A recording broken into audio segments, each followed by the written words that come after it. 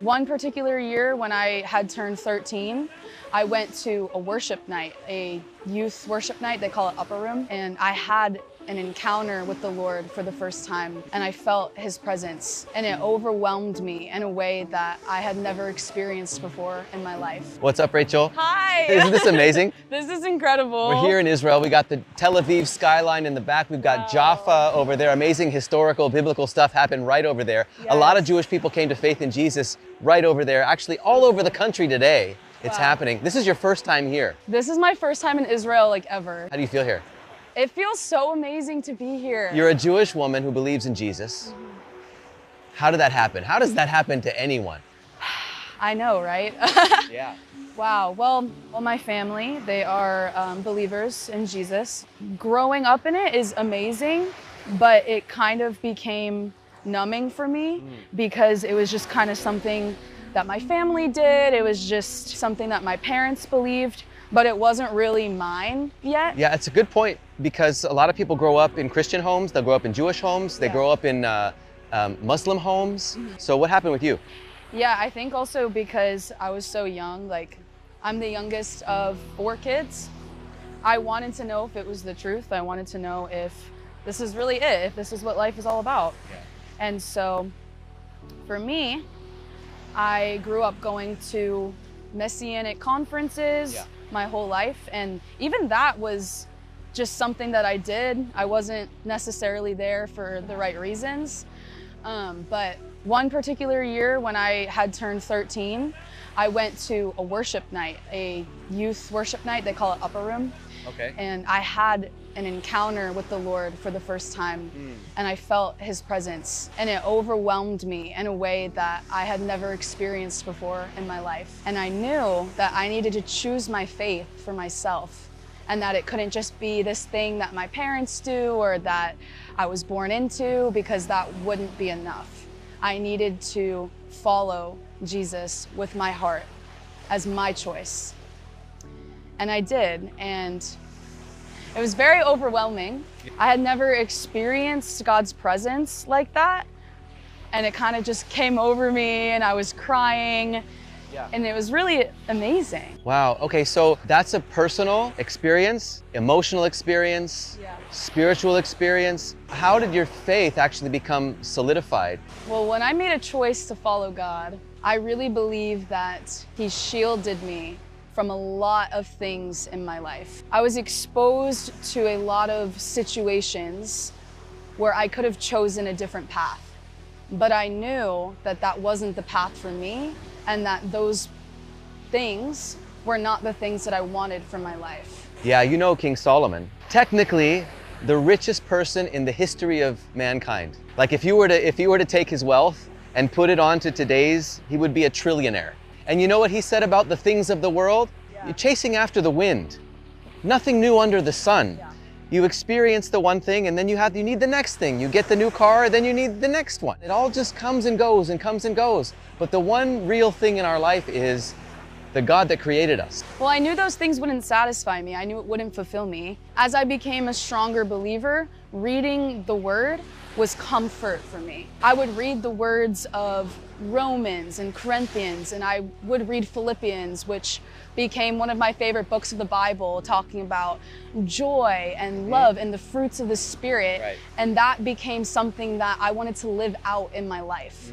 It wasn't just words on a page. It was something that I knew to be true. Oh, but those are Christian books. You know, you're Jewish. You know, look you're wearing the Jewish star. This is authentic. This is something you always wear.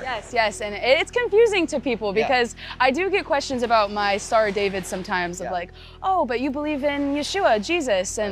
But it opens up a good opportunity for me to explain, yes, I believe in the Jewish Messiah. Right. I believe that Jesus fulfilled the prophecy of the Old Testament. And I'm very proud of my Jewish heritage. Absolutely, and this is something that as Jewish people that do believe in Jesus, that we don't have to divorce ourselves from. No. And these people that you're reading that wrote Romans, that wrote Corinthians, they're all Jews. They're all Jews.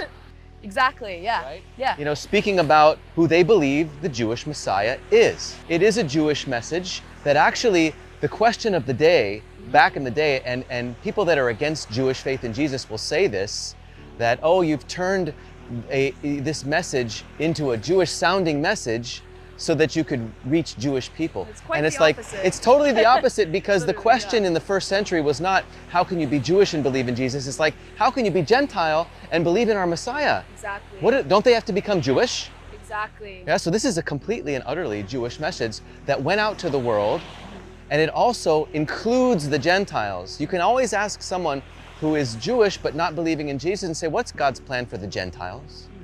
Are they all doomed? God loves creation. God so loved the world, the whole world. And he loved you so much that he came and gave you that personal experience. Yes. And so where did that lead you in life?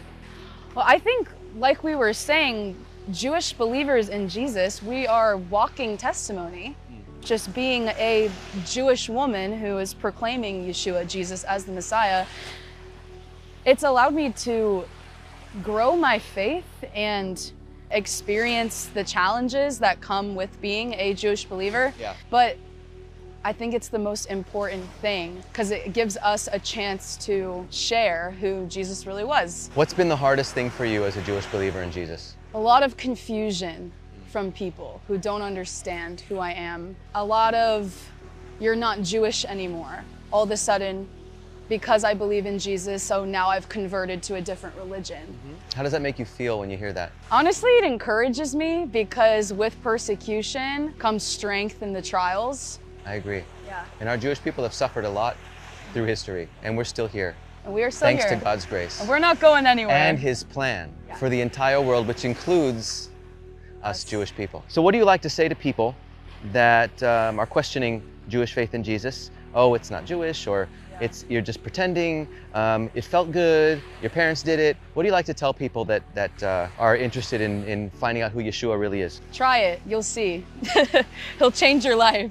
If Yeah. you're questioning it, go for it, read it, do your research. Like, you'll find a lot more answers than you think. Yeah. There's a lot of truth. When you read and you actually put in the effort to know who Yeshua Jesus is and understand, he'll change your life. He will. When you ask, you will receive. He'll give you the answers you're looking for. That's really great, changed lives. Yes. We have plenty of other testimonies here on the channel of Jewish believers in Jesus. It's an amazing testimony for me to see a young woman in the 21st century professing her faith with confidence. So Rachel, thank you for sharing your testimony. Thank you for having me. Great. It's been great. It's great. Yeah, if you like this kind of content, give it a thumbs up. Leave your comments down in the comment section below. You can reach out to us via email. That's in the description. Stay tuned for more testimony videos just like this. Thank you for watching. Thank you for tuning in to Tel Aviv, Israel on the beach. God bless you all.